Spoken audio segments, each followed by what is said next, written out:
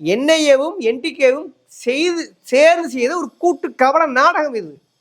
அப்படித்தான் தெல்ல தெளிவாக சொல்லிக்கொள்ள கடமைப்பட்டிருக்கிறேன். ஏனென்றால் இதற்கு முன்னாடி என்ஐஏ நடவடிக்கை உறாம் முதலில் கைது, அப்புறம் தான் விசாரணை. நாம் தமிழர் ஒருங்கிணைப்பாளராக இருந்தக்கூடிய தியாகராஜன், சென்னையை சேர்ந்தவர், சென்னை பொறுப்பாளர் தடாலடியா விளையிருக்கிறார். இது மூடர்குடம் தான். இது குஞ்சுகள், அதாவது ரசிக குஞ்சுகள் உருவாக்குகிறார் சீமான். அங்க ஒழுங்கு நடவடிக்கை என்பதே கூட ஒழுக்கமில்லாத நடவடிக்கை குழுவாகத்தான் இருக்கிறது அப்படி என்று தடாலடியாக அறிவித்திருக்கிறார்.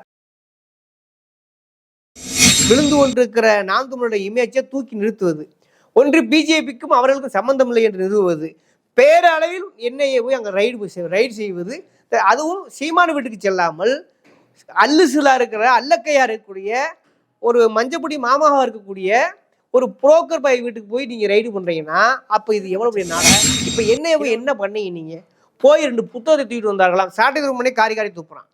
2 புத்தகம், நான் புத்தகத்துக்கு நினைச்சு வேணாம், 2 புத்தகம் தூக்கிட்டு வந்தோம் அப்படின்னேன்.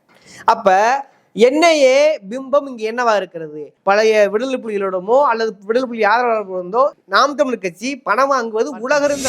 ஏன் சமீபத்துல பாத்தீங்கன்னா என்ஐஏ முக்கியமான மூத்த வழக்கறிஞர்களை, அப்பாஸ் போன்ற வழக்கறிஞர்களை இந்த பாப்புலர் ஃப்ரண்ட் ஆஃப் இந்தியா அல்லது வேற வழக்கில் ஆஜரானதற்கே தூக்கி உள்ளே வைத்து கிட்டத்தட்ட 1 வருடம் கடந்து இப்பொழுதுதான் அவர்கள் ஜாமீன் வெளிவந்திருக்கிறார்கள். உச்சநீதிமன்றம் சென்று ஒரு வழக்கறிஞருக்கே முக்கியமான நிர்வாகிகளை எந்த விசாரணையுமின்றி தூக்கி சென்றவர்கள் தான் 2 வருடங்களை கடக்கப் போகிறது. இன்னும் அவர்கள் யாரும் வெளியே வரவில்லை.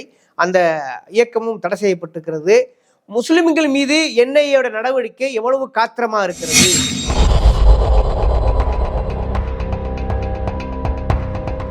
வணக்கம், இது சொல் புதிது, நான் உங்கள் தவம். இன்னைக்கு பார்க்கக்கூடிய மிக முக்கியமான அரசியல் என்னன்னா, குறிப்பாக இன்னைக்கு இந்தியா முழுக்க நாடாளுமன்ற தேர்தல் ஒரு எதிர்நோக்கி இருக்கிற ஒரு அபாயகரமான காலகட்டம்.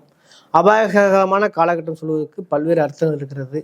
குறிப்பாக மீண்டும் பாஜக ஆட்சிக்கு வந்தால் நாட்டில் எதுவும் நடக்கலாம். ஏன் இப்பொழுது நான் பேசிக்கொண்டிருக்கிறேன், நாளை நான் பேச முடியாத சூழ்நிலைக்கு ஆளாகலாம், நம்மை கைது செய்யலாம். இப்படி நான் ஒரு ஊடகவியலாளர் துறையிலிருந்து சொல்லக்கூடிய தகவல் எப்படி என்றால், நாடு முழுவதும் பல்வேறு துறைகளின் கதி என்னவென்றதை எண்ணி பாருங்கள். இன்னைக்கு என்ஐஏ அப்படிங்கிறது ஒரு பெரிய, அதாவது இடியாக இருக்கட்டும், ஐடியாக இருக்கட்டும், என்ஐஏவாக இருக்கட்டும், இது கூட முழுக்க பிஜேபியின் ஒரு ஆயுதமாக மாறிவிட்டதை யாராலும் மறுக்க முடியாது. அப்படி இருக்கிற பொழுது என்ஐஏ தமிழ்நாட்டில் இன்று சீமான் நாம் தமிழ் கட்சியின் மீது பாய்ந்திருக்கிறதே, இதை எப்படி புரிந்து கொள்வது? நேற்றைக்கு விசாரணைக்கு எல்லாரும் ஆஜராயிருக்கிறார்கள்.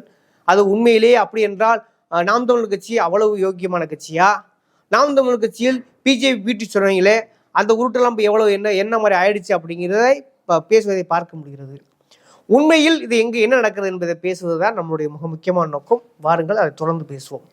குறிப்பாக என்ஐஏ இன்னைக்கு நாம் தமிழருடைய சாட்டை துரைமுருகன், மதிவாணன், சின்ன அல்லுசில்லு யூடியூபர்லாம் கூட யூடியூப் ஆமை குஞ்சுகள் வீட்டுக்கெல்லாம் போயிட்டு இருக்காங்க.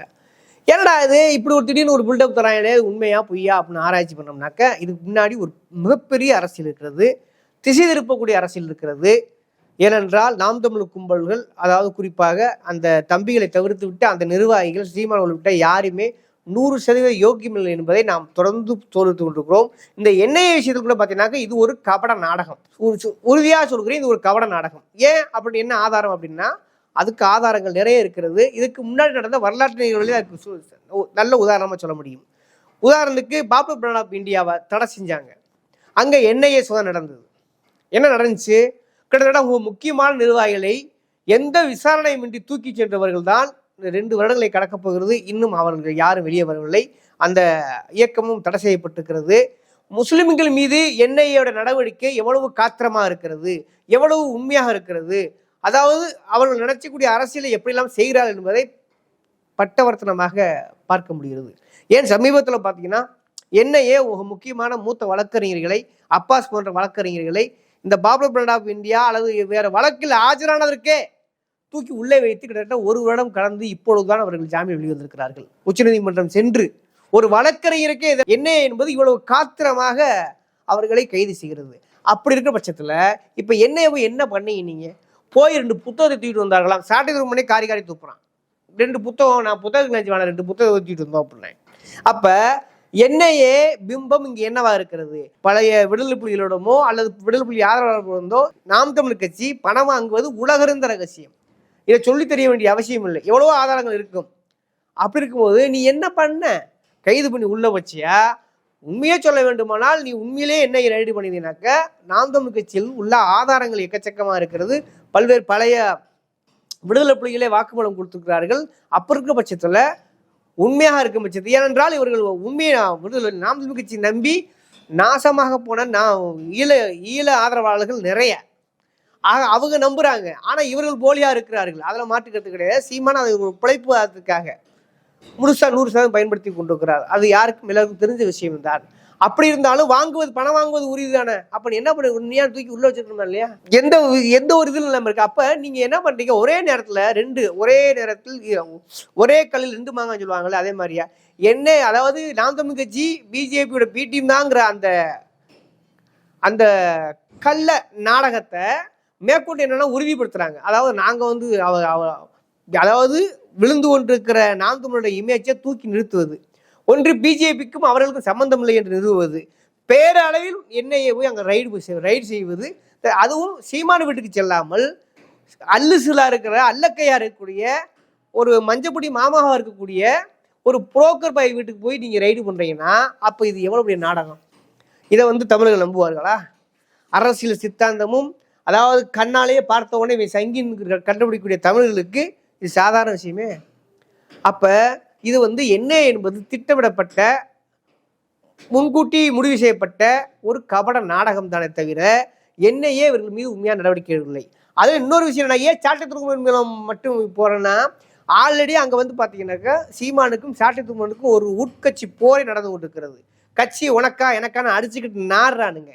இதுல பொதுச் செயலாளர் வேற அந்நியார் கயல்வெளியை கொண்டாந்து நிப்பாட்டுறதுக்கு சீமான் தகுதித்த வேலையை பார்த்து கொண்டிருக்கிறார். குறிப்பாக முக்கியமான நிர்வாகிகளாம் வெளியேறி கொண்டிருக்கிறார்கள். குறிப்பாக வெற்றிக்குமரன் வெளியேறி பல்வேறான அதிர்ச்சிகரமான தகவல்களை அங்கே உள்ள நடக்கிறத போட்டு உடச்சிட்டு இருக்காங்க. நேற்றை கூட பார்த்தீங்கன்னாக்கா நாம் தமிழர் ஒருங்கிணைப்பாளராக இருந்தக்கூடிய தியாகராஜன், சென்னையை சேர்ந்தவர், சென்னை பொறுப்பாளர் தடாடாடியா விளையிருக்கிறார். இது மூடர்குளம்தான், இது வந்து குஞ்சுகள், அதாவது ரசிகர் குஞ்சுகள் உருவாக்குகிறார் சீமான். அங்கே ஒழுங்கு நடவடிக்கை என்பதே கூட ஒழுக்கமில்லாத நடவடிக்கை குழுவாகத்தான் இருக்கிறது அப்படி என்று தடாலடியாக அறிவித்திருக்கிறார் யார்? தியாகராஜன். ஆக இப்படி அம்பலப்பட்டு கொண்டிருக்கும் பொழுது என்னைய வீட்டுக்கு ரைடு போகுமா, அங்க 2 புத்தகத்தை மட்டும் எடுத்தாருமா, சீமான் வந்து மறுபடியும் நரம் முடக்கி பேசுவார். நான் பார்த்துக்கலாம், நான் பிஜேபி பி டீம் இல்லை. இவங்க பிரச்சனை என்னன்னா, நான் பிஜேபி பி டீம்ல நிரூபிக்கிறதே ஒரு இவ்வளவு சந்தோஷப்படுறாங்க பாருங்க. அப்படின்னா போராட்ட அறிவி என்னைய இங்க வந்து எடுத்து சென்றாயே, என்ன இருக்கிறது சொல், இது என்னையவா பிஜேபின்னு ஆயுதமா சொல்லு, பேசு, ஒரு போராட்ட அறிவி ஏன் அறிவிக்க மாட்ட? அப்ப என்ஐஏவும் என்டிகேவும் சேர்ந்து செய்த ஒரு கூட்டு கவன நாடகம் இது. அப்படித்தான் தெல்ல தெளிவாக சொல்லிக்கொள்ள கடமைப்பட்டிருக்கிறேன். ஏனென்றால் இதற்கு முன்னாடி என்ஐஏ நடவடிக்கை உறாம் முதலில் கைது, அப்புறம் தான் விசாரணையே. நீ என்ஐஏடைய வரலாறை பாருங்க, யாரை என்கொயரி பண்ணி விட்டுருக்காங்க சொல்லுங்க பார்ப்போம். அப்ப இவர்களை மட்டும் ஏன் விடுகிறார்கள் என்றால், நாம் தமிழ் கட்சி என்பது பல்வேறு அரசியல் விமர்சகர்கள் முன்வைத்த விமர்சனம் தான். அதைத்தான் நானும் வைக்கிறேன். இவர் வந்து ஒரு உளவுத்துறையுடைய ஏஜென்ட் என்று சொல்லிக்கொண்டே இருக்கிறாள். அப்படித்தான் இவருடைய திசைவெளி போக்கும் இருக்கிறது. இவருடைய குழப்பவாத அரசியல், திசை திருப்பும் அரசியல் நல்ல உன்னிப்பாக கவனித்தீங்கன்னா அப்படிதான் இருக்கிறது. அப்படி இருக்கிற பொழுது என்னையே நடவடிக்கையும் எடுக்கவில்லை. சும்மா கண்ணாமூச்சுக்கு முன்னாடி 8 பேர் 9 பேர், அதுலயும் என்னத்தை சொல்றது, ஒரு சிந்தனை மலடா இருக்கக்கூடிய ஒருத்தன் வீட்டில் கூட போய் என்ன பண்ணிருக்காங்க, ரைடு பண்ணியிருக்காங்க.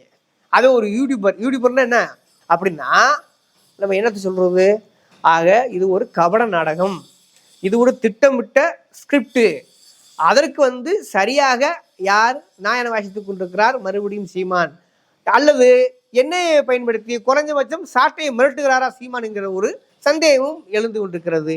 எப்படி பார்த்தாலும் என்ஐஏவும் என்டிகேவும் ஒண்ணுதான். இது அறியாத வயல மண்ணு. ஏன் அப்படி சொல்றோம்னா, எப்படி என்டிகேவை பிஜேபி பயன்படுத்துகிறதோ அப்படித்தான் என்ஐஏவும் பயன்படுத்துகிறது. சரிங்களா? அப்ப இவர்கள் ஆயுதம் வைப்பவர்கள ஈழத்தின் பெயரை சொல்லி வசூல் பண்ணி தின்று குடித்து கும்மாளம் அடித்து கொழுப்பவர்கள் நாம் தமிழர் கும்பல், அது நிர்வாக கும்பல். அப்படி இருக்கும்போது அங்க போய் எண்ணெயை நிர்வாகம் பண்ணணும், எண்ணெயை வந்து சோதனையிடுமா, அங்க ஒண்ணுமே கிடைக்கல, 2 புத்தகம் தான் கிடைச்சி போச்சுனாக்க கேட்குறவன் கேனப்பெல்லாம் இருந்தால் எருவு மாடு ஏரோப்ளேன் ஓட்டுன்னு சொல்லுவாங்க, எனக்கு கிராமத்தை சொல்லுவாங்க பழமொழி. அந்த மாதிரி பண்ணிக்கிட்டு இருக்கீங்க. இந்த நாடகம் தமிழக மத்தியில் ஒருபோதும் விடுபடாது. இது முழுக்க முழுக்க திட்டமிடப்பட்ட கபட ஸ்கிரிப்ட் எழுதப்பட்ட திரைக்கதை வசம் எழுதப்பட்ட ஒரு முன்னுதாரண நாடகமே தவிர என்னையே என்டிகே விடம் அந்த சோதனை நடத்தியது அத்தனையும் நாடகம் நாடகம் நாடகம் மட்டுமே. அப்படி உண்மையில் நாடகம் இல்லை என்றால் இந்நேரம் சீமா உள்ளே இருந்திருக்க வேண்டும், கைது செய்யப்பட்டிருக்க வேண்டும். சரியான ஆதாரங்கள் இருந்தும் கூட கைது செய்யாமல் விடுகிறார்கள். குறிப்பாக சீமான் வீட்டுக்கு செல்லாமல் இருக்கிறார்கள் என்றால் இது முழுக்க முழுக்க அரசியல் கபட நாடகம்தான். விழுந்துவிட்ட நாம் தமிழ் கட்சியுடைய இமேஜை தூக்கி நிறுத்துவதற்காக பாஜக தனது இன்னொரு அணியான என்ஐஏவை அனுப்பி இந்த நாடகத்தை நிறைவேற்றியுள்ளது என்பதை தவிர இதில் வேறு ஒன்றும் இல்லை. தயவு செய்து மதிமங்க வேண்டாம். நாம் தமிழர் கும்பல், குறிப்பாக சீமான் ஒருபோதும் திருந்த மாட்டார். அவர் திருந்துவோரும் அல்ல. அவர் முழுக்க முழுக்க பிஜேபியின் பிடி தான் என்பதை இந்த என்ஐஏவுடைய இந்த சோதனை மூலம் திரும்ப திரும்ப நிரூபிக்கப்படுகிறது என்பதை மட்டும் புரிந்து கொள்ளுங்கள். நன்றி, வணக்கம்.